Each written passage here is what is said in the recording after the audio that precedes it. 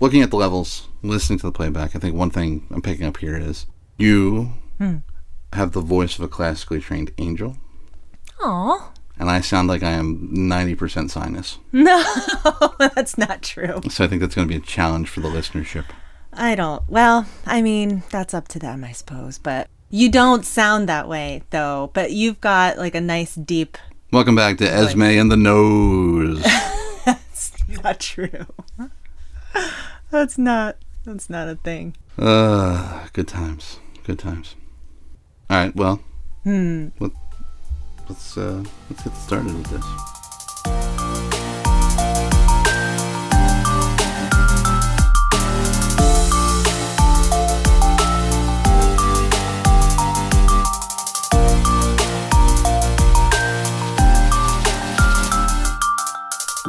Hello, and welcome to CrazyTogether, a mental health and neurodiversity podcast about the things that make us different, the things that make us sick, and the things that make us strong. We are your hosts. My name is Marcus Okayvius, and I'm joined by my lovely wife, Esme Okayvius. We are two neurodivergent folks with a lot of experience navigating our own mental health issues while being married to a neurodivergent partner, holding down jobs in corporate America, and raising a daughter to be proud of the things that make her different. So just a point of clarity here. So for the record, I'm the neurodivergent partner that Esme is married to, and she's mine. I thought it was important that we start off on the right foot, that we're not in some sort of crazy religious cult where everyone has like a normal spouse and a crazy one. So. Got it.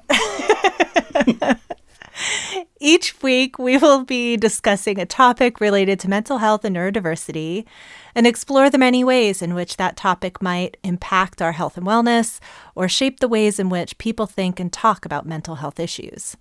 We'll also explore how some of those topics can perpetuate the myths and misconceptions associated with mental health and what, if anything, we might be able to do about it. You know, it's funny that you mentioned that our goal is to make a weekly podcast, because that just triggered all of my neurodivergent traits all at once. So yeah, I've got it. You know, I have ADHD, so the thought of creating a podcast on a strict weekly schedule triggers my anxiety, which threatens to make me, sad. This was your idea. Well, I know, but I'm just being open and honest. Sure. Not just with you, of course, but with the good people at home or on the road, wherever they may be. I just opened up my purse and dumped that on the table. I've got ADHD, anxiety, depression.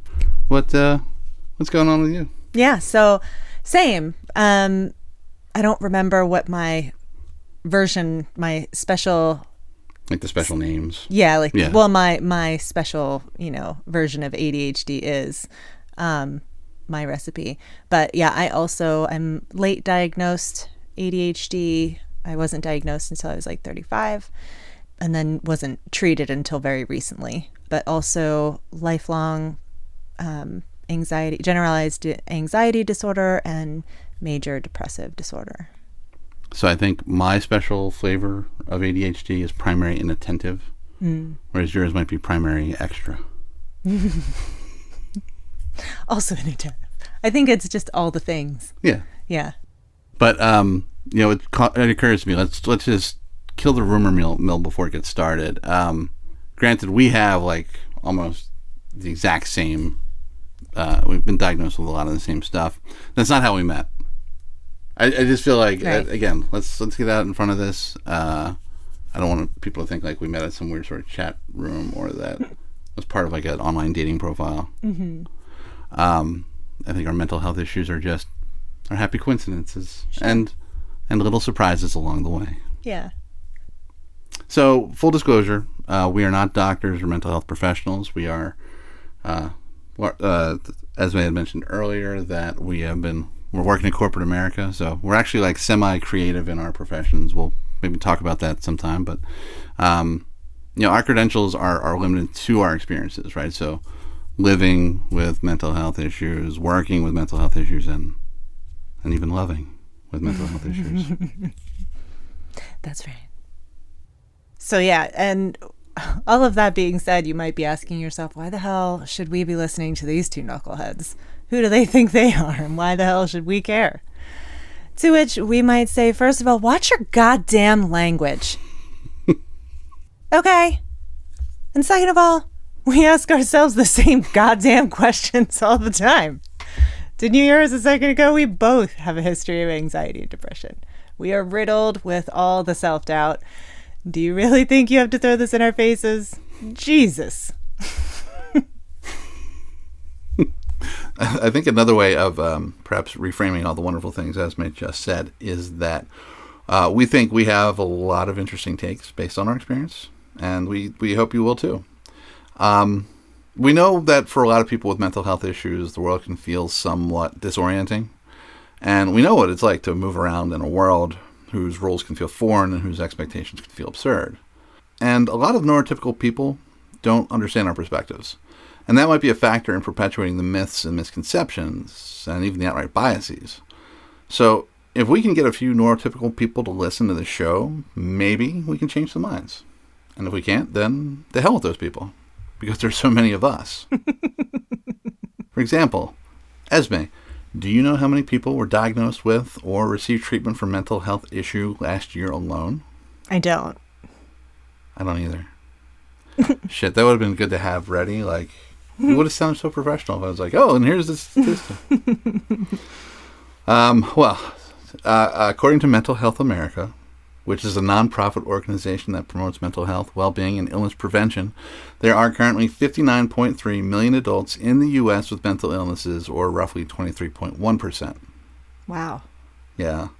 Interesting discrepancy, though, that Johns Hopkins puts the number. Is it John or Johns? John Hopkins. However many Hopkins Johns there are. They put the number a little higher. Their research indicates an estimated 26% of Americans ages 18 and older, which is about 1 in 4 adults, suffers from a diagnosable mental illness every year. And we'll include links for those articles in the show notes. But either way, that's a lot of people. For sure. To illustrate this point, I'm going to do a little thought exercise with Esme right now. Okay. So Esme, look to your left. Mm-hmm. And now look to your right. Mm-hmm. One of those people has mental illness. And you know that's true because I'm to your left. And you know I'm messed up. And if you look to your right and you see somebody, that's a problem. Because nobody's there. Nobody's there. That's true. Yeah. And that's not really problematic. Like, hallucinations aren't really a part of the stuff you've been diagnosed with over the years, so we should probably get that checked on. Either way, a lot of people. And the point is, there are a lot of us out there, and the things that we're suffering from or causing us pain can feel very unique to each one of us because, in a sense, they are unique. We experience them through our own unique perspectives. That said, the pain we feel and challenges we have to overcome are also very common. It doesn't feel that way because the stigma of mental illness makes so many of us suffer in silence. But the thing is, we don't have to be silent anymore, and we shouldn't have to go through it alone. Because if there's anything Marcus and I have learned from our experiences dealing with our own mental health issues... And each other's. And each other's, is that it's better to go through these challenges with the love and support of others. And Esme and I have always been great at that. We have not always been great at that. I suppose, yeah, there's been 1 or 2 challenges along the way. But in truth, that's part of our inspiration for making this podcast. We wanted to create a forum where people like us could share our thoughts and experiences and learn from each other. And we'll tell you how to get in touch with us at the end of the show. Yeah, honestly, we'd love to get your perspectives and even include your voices if some of you might be willing to share your stories. Ideally, we'd love it if this show could become a community of sorts. Because why go crazy alone when you could go crazy together with us? Nice. Well, the script says that you let out an odd gasp. Oh my God. That's fine. I'll add it in post. Okay. Okay. Well, in any case, of course, our desire to create a community of support notwithstanding, one thing we want to make very clear is that this show should not be considered a replacement for professional or medical assistance. No. In fact, if we're doing our jobs right, one thing you'll hear us say a lot is, please seek professional assistance if you are struggling with mental health issues. Look, I can vouch for Esme. I know she's good people. And I like to think I'm okay too. But He's okay. you can't get board certified just for being a decent sort of person. Qualifications matter. So go to an actual professional for help, but come here to vent or to listen to our embarrassing stories. We've got so many. Indeed. There is one other reason why we wanted to make this podcast. And I mentioned earlier that the percentage of people experiencing some type of mental health disorders, it's already high, but it's also increasing. The rates are highest among young people, but they've been observed at all age groups. And I think we need to ask ourselves why. And when I say why, I'm not just referring to the standard theories of how these illnesses develop, but, we'll be talking about those too. I'm talking about the ways in which our world is making people sick. It might be more accurate to say appear to be making us sick or having an impact on our mental health. Yeah, all right. Goddamn lawyers. But either way, we definitely want to explore how things like social media, traditional media, politics, the environment, and corporate culture are impacting our mental health. Because some of the things that are making us sick really shouldn't be. Our jobs shouldn't be the reason we're feeling so isolated and alone. The apps we use to keep in touch with each other and watch cat videos shouldn't be turning us against one another. And our politicians shouldn't be the ones deciding who gets access to mental health care. And yet, these forces are having a direct impact on our health and well-being, which is crazy. But, as crazy as all of that is, there is a possibility we can do something about those issues if we work together. If we choose to be crazy together. It's my turn for an odd gasp. I hope. I couldn't hit it, though. I couldn't do that on command. Before we get started with today's episode, though, it's important to acknowledge that we are using pseudonyms. While it may seem counterintuitive, given we are launching a podcast, we are not super public people. And biases being what they are, we're trying to buy some anonymity for ourselves, raise our daughter in a safe environment, and we'd prefer to remain employable. So if fake names helps us to achieve any of that, we'll take it, even if it means using patently ridiculous names. Nobody, nowhere, in the history of this planet has had the last name Okayvius. That's At right. least, I really hope they haven't. Yeah, I know. But Esme, I think, is a lovely name. And Marcus is really cool, too. Well, thank you. Our desire for anonymity notwithstanding, we do want to let all of you in as much as we can. So, as we discuss these topics each week, we'll share relevant details from our lives. Naturally, we might need to elide or obscure certain details to keep ourselves and others anonymous. But, we'll try to mix in enough color about ourselves so you start to form a picture of who we are. So, to that end, Esme, tell the good people about something you were doing in your spare time right now or this past week. So I, as many ADHDers might relate to, I have a habit of purchasing supplies for things that I always intend to do, and then they just kind of gather dust. And so I decided, you know what, I'm going to break out some of my watercolor blocks and my paints and try to get back into that a little bit. So yeah, I blocked out a couple of watercolors for myself and having fun with that. I can't really relate to that whole idea of buying stuff that you don't get around to using. No? No. I mean, you know me. I've got I'm playing my balalaika every day. Uh-huh. Yeah. Yep. And there's that exercise bike set up over in the corner that I use all the time. The one that's in the box? Yeah. Yeah. Well, as for me, so one thing I'm trying to do is to read smart people books again. Yeah. Because remember how during the pandemic my brain died? I think many of us can relate to that, sure. So there came a point in time where I couldn't pick up a book and read it anymore. And just to be clear, smart people book, you're talking to a recovering English major, so I've read a lot of books with a lot of experimental language, experimental use of language, mm-hmm. and when it's done right, it kind of feels like it's a form of wizardry. When it's done badly, it just feels like you're watching a person metaphorically pleasure themselves, and I don't necessarily. Wow. Yeah, and so I know that there are some books out there where like it has felt like wizardry. I'd like to try and find those and try and get back into it again if I can wrap my mind around the big words. Yeah. Yeah, I've been trying to read books again. Yeah. My taste in books tends to run in the more fantastical of realms, more sci-fi, fantasy. Dragons, wizards. Dragons, some nonsense. It's escapist. All right, so earlier we mentioned that part of our goal here, or part of our plan here every week, is we want to pick a topic related to mental health and talk about it. And for our very first topic, we wanted to discuss imposter syndrome.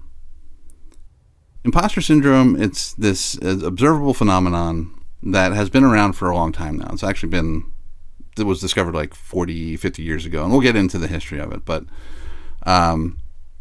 basically it's that sense of self-doubt that people have where they kind of either lose faith in their own abilities, or they maybe always have that trouble of like having faith in themselves. And so it's been diagnosed for a long time, but in recent years it's been experiencing something of a renaissance. And it became a particularly hot topic during the pandemic, when massive disruptions to people's routines and their work environments left a lot of us feeling uneasy and out of our comfort zones.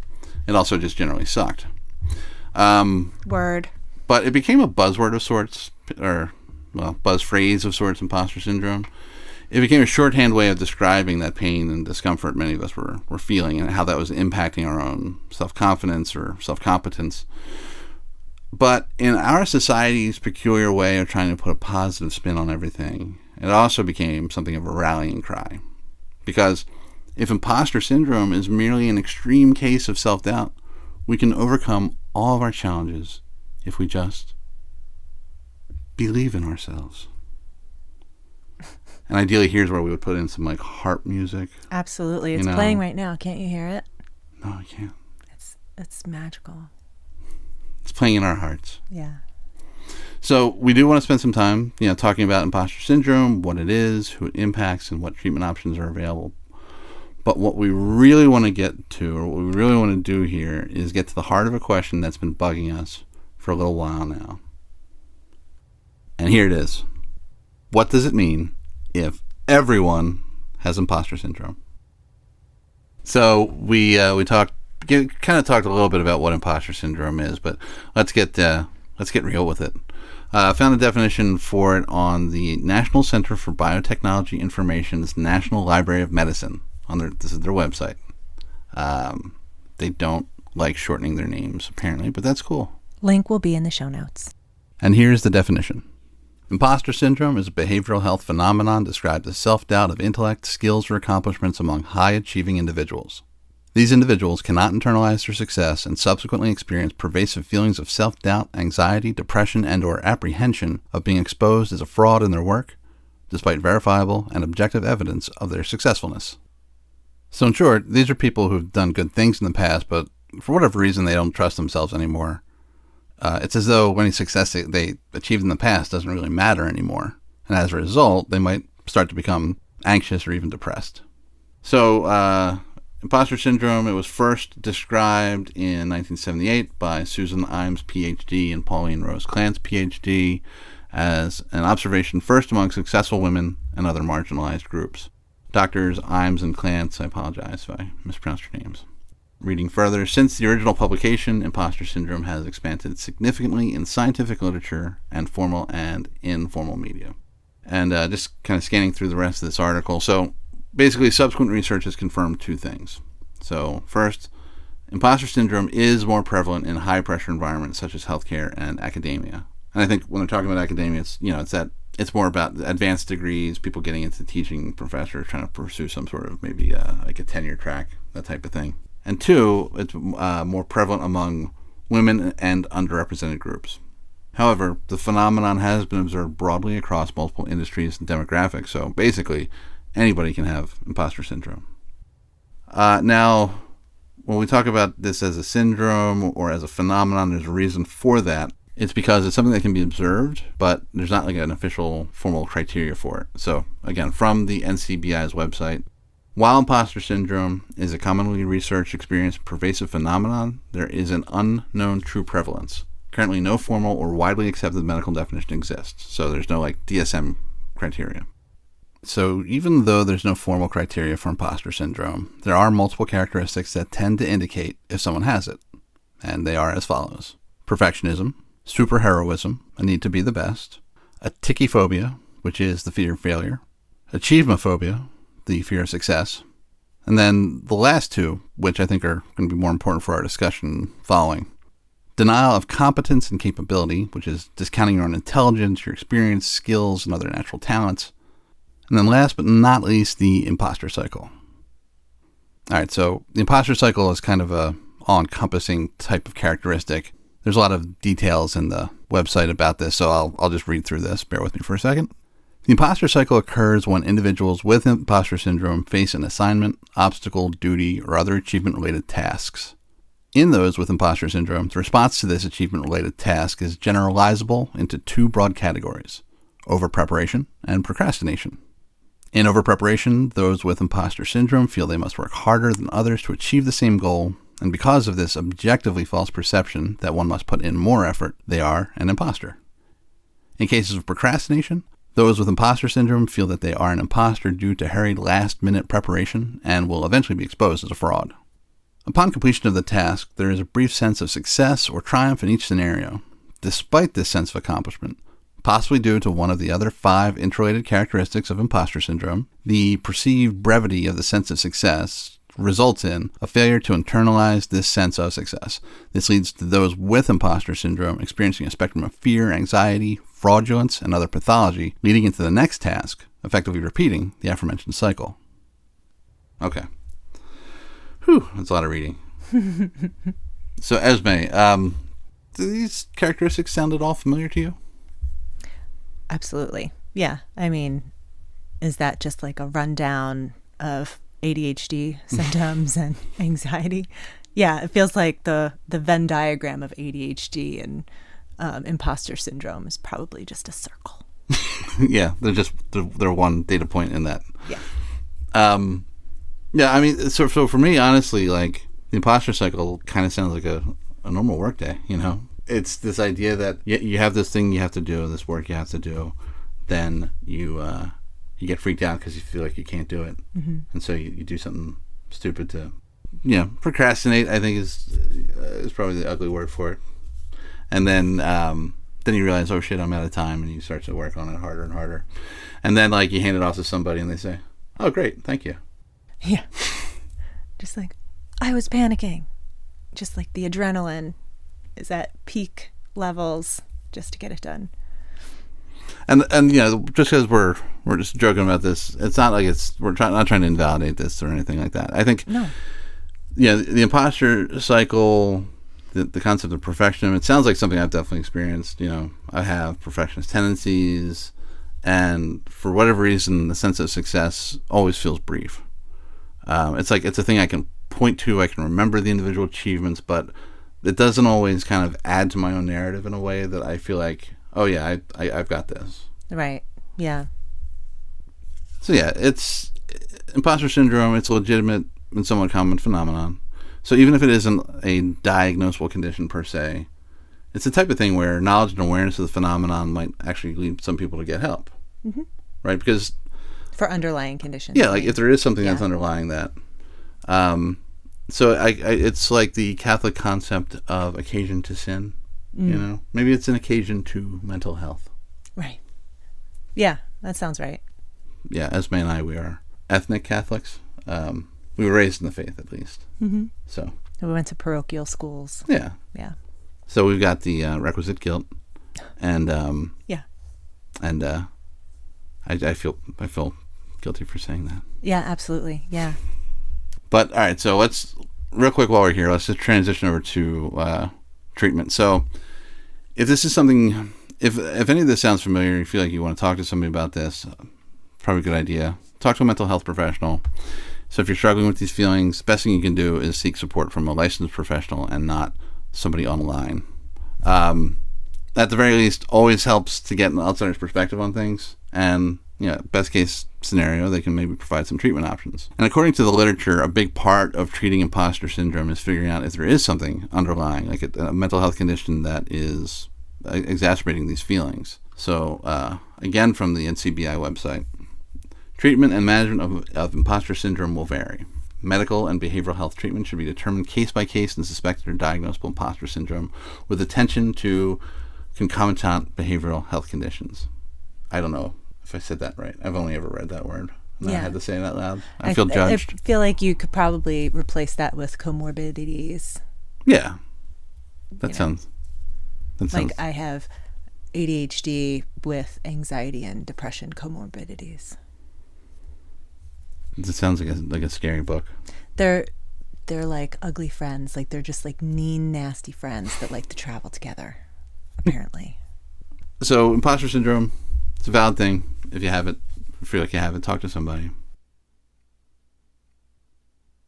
I think the question remains. So again, the overarching question is, what does it mean if everyone has imposter syndrome? I think I can layer on that to say, if the concept has been around for 40 years or more, why was it such a hot topic during the pandemic? Any bets on that, Esme? Because it sucked. That's a good reason. And honestly, there's not a really good answer for that specific question. And everything I've read it tends to speculate it was a mix of just general feelings of fear and insecurity. Mm-hmm. People felt like they had to adjust to a whole new way of working while still performing up to the same standards. And wholesale changes in culture put people out of their comfort zones. Yeah. And anytime you're out of your comfort zone, you may feel like you don't have what it takes, the skills, the ability, what have you, to succeed. I mean, I think all that seems valid. And if you are a high performer, like that's one of the characteristics, or that's one of the audiences that were impacted by imposter syndrome, you likely had a system, approach, philosophy, something in place that played a factor in your success, which blew up all of a sudden when the pandemic started. Let's talk about the whole high performers aspect of this. I mean, according to the NCBI, as we just read, that like high performers was who this was noticed among. Yeah, the demographic. Yeah, I don't know why that is. I think there might be like a bit of a value assumption there, because if maybe the people who originally observed it, they felt like, well, if you're a high performer and you're riddled with self-doubt, then that's something that's totally bad and unjustified. My goodness. If you're bad at your job and you're riddled with self-doubt, well, there's a reason for that. You're just terrible. You're a terrible human, and you deserve what you get. You have what we call badness in you. Yeah. You are not special enough. It just feels like it's a very elitist qualification. If you had a more advanced degree, then we could talk about you being an imposter. But as it is right now, you are just bad at your job. Mm-hmm. Yeah. So, I mean, I get where they're coming from, though. It's like, what's the baseline for saying you feel like a fraud? Well, maybe because you've got some experience to back it up. So fair enough. However, there's a study, or it's a systematic review that was published in the Journal of General Internal Medicine. Again, we'll find you the link for that. We'll put it in the show notes. This review was based on 62 studies with over 14,000 participants over an extended period of time. And what it found was, at most, or as many as 82% of individuals have at some point experienced feelings consistent with the characteristics of imposter syndrome. Because that review was like based on a series of studies, what it actually found was that prevalence rates varied widely, ranging from 9% all the way up to 82%. A prevalence of 9% would at least be consistent with the criteria that the phenomenon is among high performers, but prevalence rates as high as 82% makes the problem feel like it impacts a whole lot more people. Yeah. Yeah, and I think it's worthwhile to note, too, that the study was published in December of 2019. Right, so that's like months before the pandemic started, or at least before lockdown started. Right, yeah, lockdown. So it's not as if to say that all of a sudden during the pandemic people were feeling this. If some tests were coming back or some studies were coming back to say 82% of people have felt like this at one time or another. But what's interesting is the study that I'm referencing, I found so many links out there to links to this study in articles, talk show segments, listicles, attention-grabbing tweets between 2020 and 2023 to kind of to sort of validate any discussion that was taking place around imposter syndrome. As if whatever the subject matter of the article was in terms of trying to help people explain the feelings of uncertainty and self-doubt that were going through their heads at that time. In fact, there was in research for the show, there was a very touching episode of the Today Show where Hoda and somebody else shared their feelings about when they feel like an imposter or a fraud, and it was touching. We've got a link to that too, if in case you care to see it. But so, like, during the course of the pandemic, I think what ultimately happened was popular media, corporate media, they latched onto this phenomenon of imposter syndrome and used it as a way to explain or to help people understand what they were feeling at that time and why they were feeling it, right? And I think it's one of those things where if you come across like a diagnosis, not in a formal setting, just like you are online, you see something and you're like, oh my God, that sounds like me. Yeah. It feels good in a way. It sort of like sheds some light on an otherwise murky validating circumstance or something. It's validating. Yeah. It's validating. It's like, oh, this is a real thing that I'm feeling. Yeah. And ultimately, I think that's in and of itself, I don't think there's anything wrong with that. But I think that the rate, or I guess the frequency with which imposter syndrome was identified as the source of people's feelings, I think ultimately what it does is it puts a problem right inside a person's head, as opposed to saying this is something that this could be blamed on something else, or this could be a cause of something else taking place, right? So when you're feeling this self-doubt, this anxiety, this deep well of concern, or that you're not able to you don't have the skills to achieve something or get through something, if it's all something that's in you, then it's on you to fix it, right? Right. Cue all the self-help, recommendations and books and whatever. Or whatever stone Gwyneth Paltrow wants you to stick in whatever hole. So don't come for her. That's scary. That is scary. That's true. Sorry. Whatever Gwyneth wants you to put in your holes, put that in your holes. We're taking a stand. Oh my God. But all right, so if this is a problem that originates in your head, it's on you to fix it. As Esme said, it ties in with a lot of the health and wellness stuff around like, hey, you can overcome these things by positive thinking or by drinking essential oils. Is that what you do with them? Oh my gosh. You put them on salad? Yeah, like affirmations. Yeah. Yeah. Crystals, your cheese. Because that's what we tend to do in this society is like, hey, you gotta positive your way out of this. Mm-hmm. You can naturally, it's not like you're alone necessarily to do this, but you can do this. It's on you to just come through and you'll feel better. And I think that there is something valid in that idea. If you've been through mental health treatment such as Esme and I have, that one of the focuses on being able to take control of those things that are in your power, right? Like you have to focus on those things. There's a world of stuff out there that you can't control. You can't worry about that. The most you can do is take responsibility for yourself, your actions, and try in as much as you can to let the external stuff slide. Or at least, better plan how you're going to address those things as they come up. And I think it's valid. But I also think that two things can be true. So yes, we can take control of aspects of our lives, but we are also subject to external forces and influences. And those external sources and influences can have just as much impact on our well-being, our health, as anything else that might just be originating within our own brains. Mm-hmm. It reminds me of that great quote by the late French philosopher René Rousseau, that man is born free and it's everywhere in chains. She's a beautiful actress. She really is. Lethal Weapon 3 and French philosophy, it's amazing. Renaissance woman, man. Renaissance woman, man, woman. Actually, Enlightenment thinker. Well, either way. Yeah.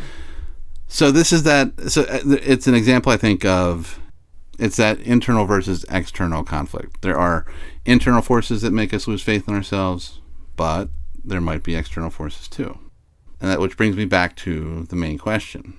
If everyone has imposter syndrome, is it truly an internal problem each of us has to handle for ourselves, or could it be indicative of a larger problem? Here's the question for you. Esme, if there's a rat in our house, what does that mean? We're moving. Okay. How'd the rat get there? Did we maybe have something to do with that? It's possible, yeah. Yeah. Things are messy. There's food left out, et cetera, et cetera. Yeah. Now, if everyone on the block has a rat infestation, what does that mean? Then it might be a broader systemic issue. I think that's fair. Yeah. There's too much. There's a trash dump that's being overrun. Or you might live in New York City, in which case, that's just how you live. Just deal with it. That's right. Or there might be Pied Pipers just up and down the lane all times of night and day. I know. Carrying away children and rats. That's right. I forget what that story's about. I don't know. So, if what we're feeling is not an imposter syndrome, or if imposter syndrome is only a factor, what else might be going on? Put another way, what other factors might be at play? Mm-hmm. Well, there's a couple different ways you can kind of look at this, but if we're talking about feelings of doubt that impact performance, I feel like we're talking about the workplace. So here's a question for you, Esme. How's the average American worker, or actually, how's the average worker in the world feeling these days?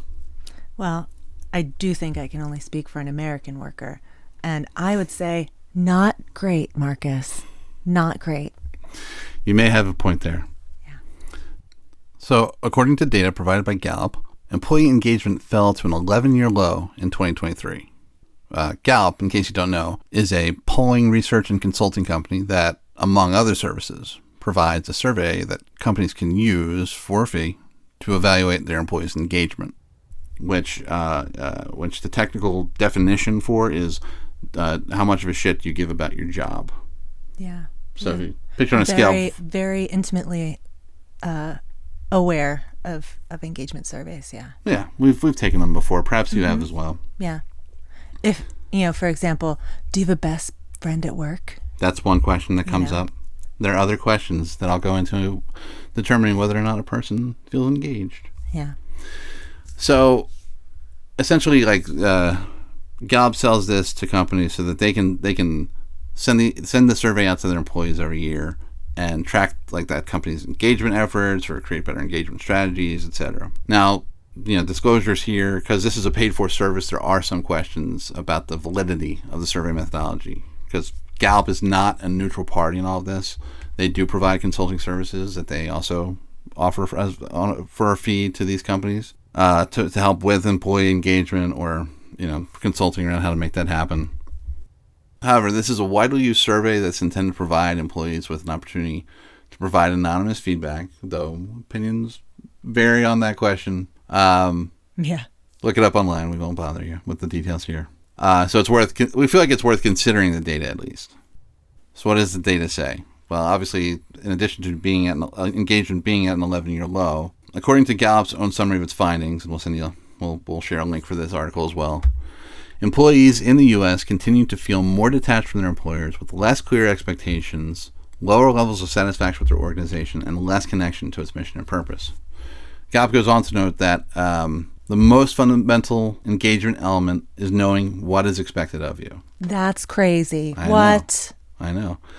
And jumping ahead a little bit, currently only 45% of employees clearly know what is expected of them at work. That's shameful. That's really embarrassing. Come on, companies. That's nuts. So do you know what they call this lack of clear expectations? Yes, I do. What's that, my darling? Role ambiguity. Exactly. I hate that shit. My ADHD brain wants to know exactly what's expected of me at all times so that I can plan accordingly and strategize. And I'd say based on the Gallup survey findings, I think a lot of people agree that they would like some more clarity in terms of what they're supposed to do. Yeah, I think that would be a broadly expected thing for a job. Right. To because know what you're... Expectations is what this is all about, essentially. Yeah. So ultimately, role ambiguity is a problem because employees are being held accountable to unclear standards. Mm-hmm. And if those standards are unclear, well, it doesn't matter, because at the end of the year they're going to receive a performance evaluation, or they're going to receive feedback throughout the course of the year that's supposed to be related to some sort of specific employee, performance standards, right? Right. But again, if they don't understand what those standards are, they don't understand what's fully expected of them, then it's always going to feel disconnected. Right. Right? If you get a bad review and you don't understand why, you're pissed off. If you get a good review and you don't understand why, you're filled with doubt. Right. And so, like, you've had experiences with that before, where you had good reviews in years in which you were saying, or in a specific year, where you were telling the leaders, like, hey, I need more work. Yeah. In those circumstances, like I was getting relegated to kind of entry-level work, even though I was in a senior role on the team, and also not a high volume. Like I was, and this may also be like my ADHD. Like if I'm passionate about something, like I crank it out and I get done quickly. And so I was cranking through whatever small stuff they were giving me. And I'd go back and say like, hey, let me know if there's anything coming up, if there's something I should be doing, reaching out to peers, helping them out. And it was very unsettling. It was like a year of nausea and anxiety. And then at year end, I got a good review. I got a bonus. And, it's not that I didn't want those things, obviously, but it's like, what is this based on exactly? Yeah. And I did call them out about it, and they were very uncomfortable, like when I put them on the spot, because I bet they were not expecting someone to come back and question a positive review, right? I mean, I felt weird doing it too, but at the same time, I was like, I'm a professional. I've been at this particular company for quite some time, and, I felt like I should be confident enough to ask those questions. Yeah. And it's kind of like it's answers. It's a rare situation, I imagine, but at the same time, it does highlight the problem that comes up with, like, when the standards are ambiguous, is you walk away with that filled with a certain amount of doubt. Like, you can't necessarily go back and correlate the actions that you were taking with the outcomes. Right. And I think it's the same deal, too, with, like, if you get a bad review and you don't understand, or you get bad feedback, and something in your job is unclear, like the expectations are unclear, the performance standards are unclear, you have trouble correlating your actions to the outcomes that you're getting. Yep. Because, I mean, you don't know what you're supposed to be targeting, necessarily. Right. And I've experienced that as well. And I think regardless of, like, if this is related to good feedback, bad feedback, I think it all creates the self-doubt that people feel with imposter syndrome, right? You start to deny your own skills. If you're getting the bad reviews, you start to deny your skills, your capabilities. You start to sort of, like, your past success, it doesn't matter. It starts to mean less to your personal narrative just around who you are as like a worker or whatever. Right. And especially if you are neurodivergent, and for us in particular, we happen to have anxiety and depression there too, you're going to really internalize that in a negative way. Yeah.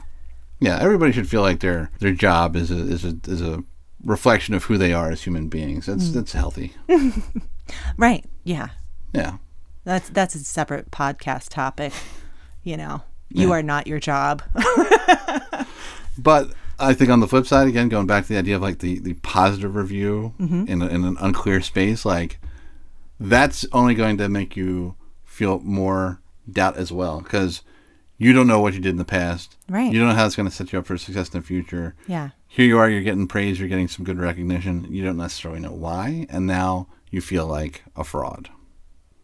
So listen, I think it's one thing if people are facing this type of ambiguity, they say, screw this place, and they quit. Word. Good for you. Good on you. I salute you, and I like your style.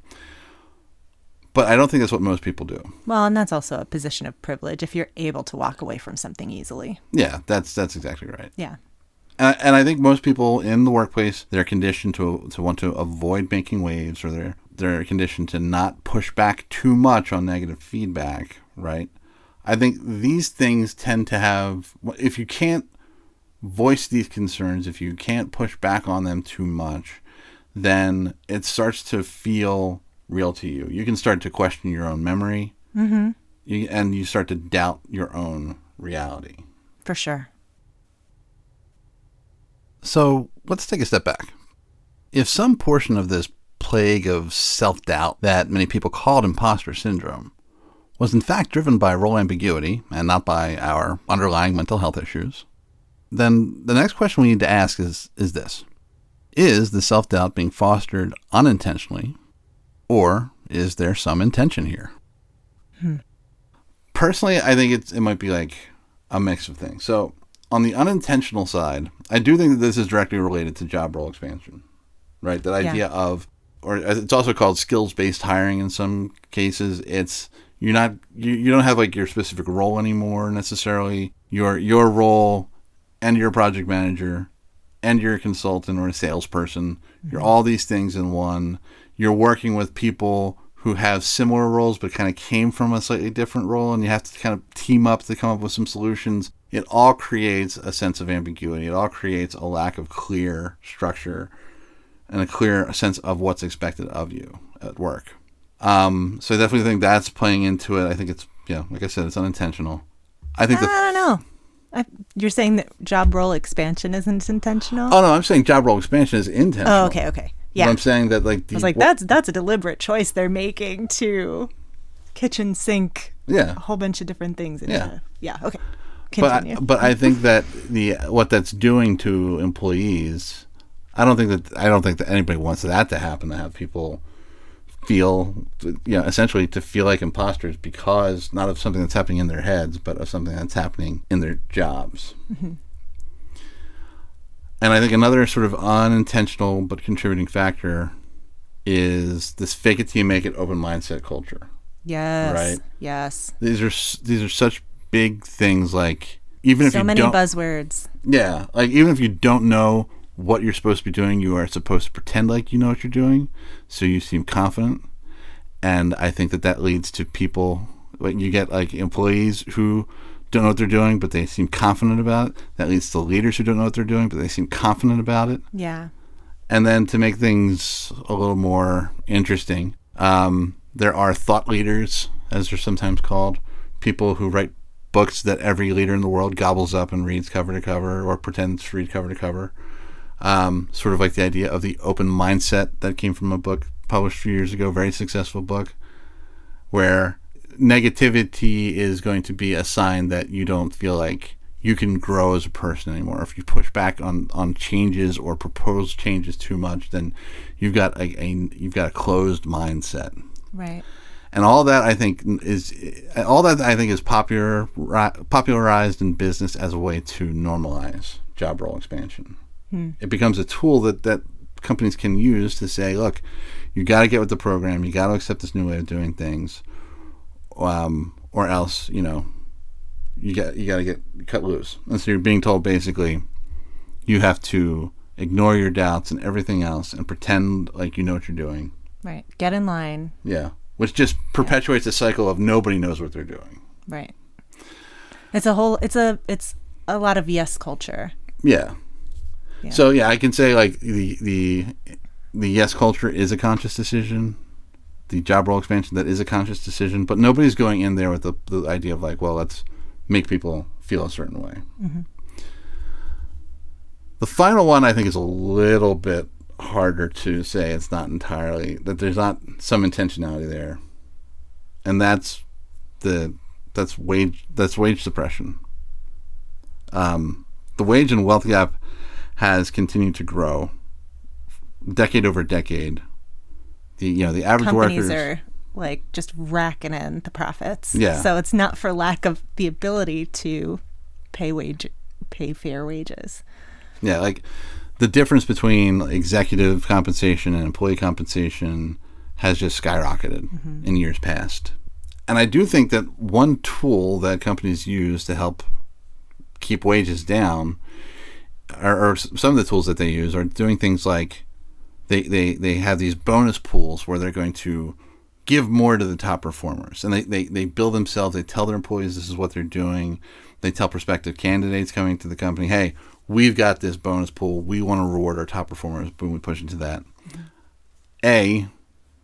they're not, these top performers, they're getting paid less than they used to as well. The wage gap is going for everybody. They might be getting paid more than their peers. They might be getting paid more than some people in their industry. But a lot of times these are people, they're getting less relative to what they would have received relative to the company profits in years past. And that is a very deliberate choice to do that to employees. It's a way of saying, like, this is the reality, is like, you can work really hard and you can get all the benefits in the world, but you're getting less. Yeah.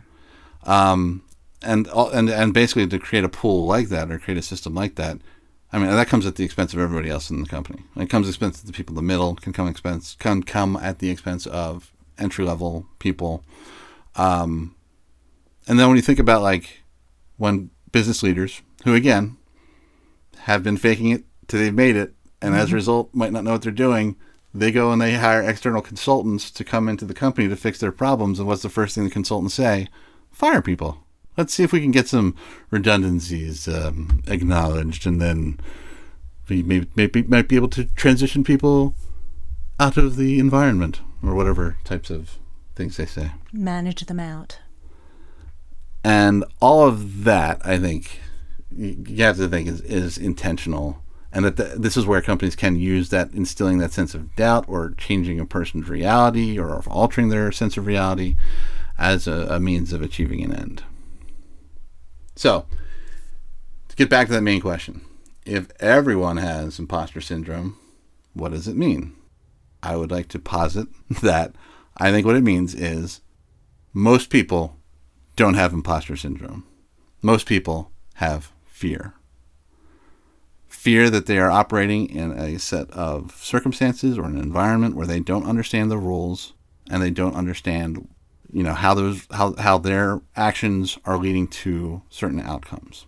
So writ largely, I would say that this is, and again, I'm not a mental health professional, but I feel like this is a much wider version.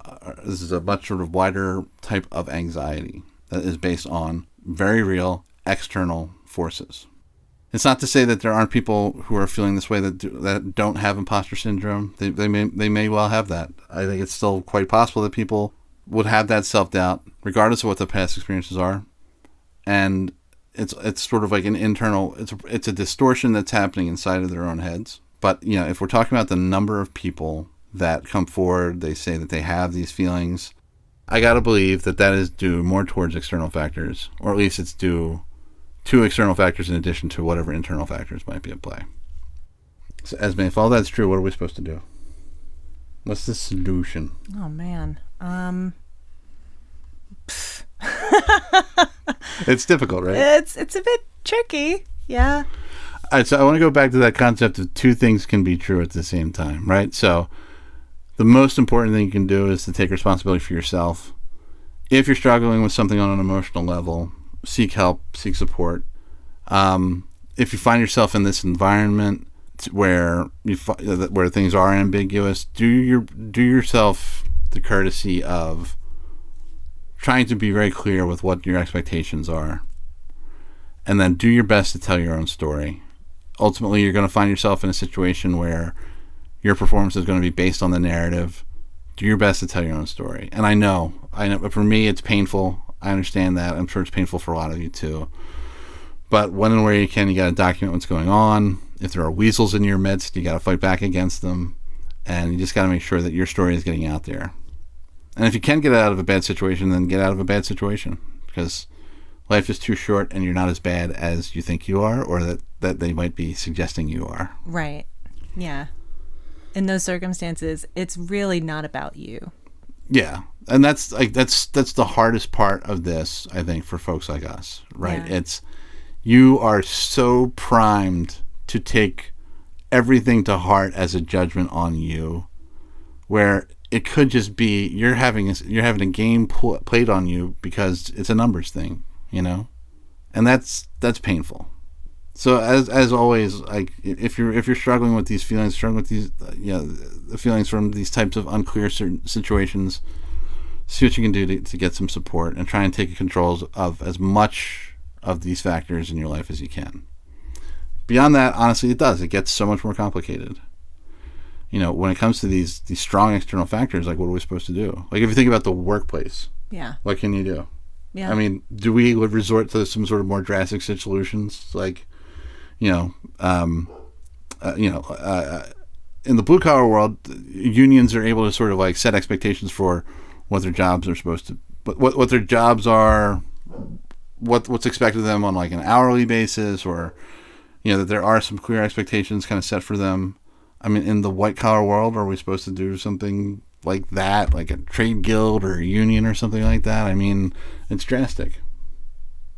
But yes. But yeah, I think that, it's obviously companies, employers have so much of the power in the current, structure of things. And so, and they've made it very difficult for unions to get a foothold where they really are needed. And so, I mean, that to me is like, I wonder, are there any unions that I could, get associated with in my field of expertise? I kind of really want to. I mean, the writers strike, like the Writers Guild. Yep. It's and the first reaction I think from a lot of people is going to be like, well, that's Hollywood. That's a different world entirely. And it's like, it is a different world entirely, but this is a world where people have value. Yeah. They recognize their value. They advocate for their value. Right. They collectivize their value, and they go back to the people who make the decisions and say, look, we're not going to do this. We're not going to do X unless you give us Y. Right. The power in, the power of many speaking as one. Yeah. Yeah. And I promise it won't lead to communism. Oh my God. Comrades. All right. So that's our show for today. We'll be back next week with another show. But that doesn't necessarily mean we're done with the topic of imposter syndrome. We'd love to get your take on this, especially if you've ever struggled with imposter syndrome, or you've been told by someone else that you have imposter syndrome, but in reality you're simply struggling with the vague complexities of modern life. So if you have any experiences you'd like to share, we'd love to hear from you. Send us an email at crazytogetherpod1@gmail.com. You can also go to our website, crazytogetherpod.com, and use the form on the Contact Us page. And in keeping with the spirit of the show, let us know if you want to use a pseudonym. We know these things can be difficult to talk about, so we're happy to afford you the same safety measures we enjoy. We'll do our damnedest to respond to you. We only ask that you remember that this is a two-person team and both of us have ADHD. So we thank you in advance for your patience and understanding. Indeed. If you're a mental health specialist or a neuroscientist and you have any feedback for us, or if you might be interested in participating in an upcoming episode, we'd love to hear from you too. Help us build our audience. Like and subscribe, rate and review, and share with a friend. You can follow us on Facebook and Instagram at CrazyTogetherPod, and check out our website, as Marcus had mentioned, at CrazyTogetherPod.com, where we have some great merch available. Some fantastic merch. Well, thank you for listening. On behalf of the show, this is Marcus saying, we're so happy to go crazy together with you. Bye, everybody. Bye.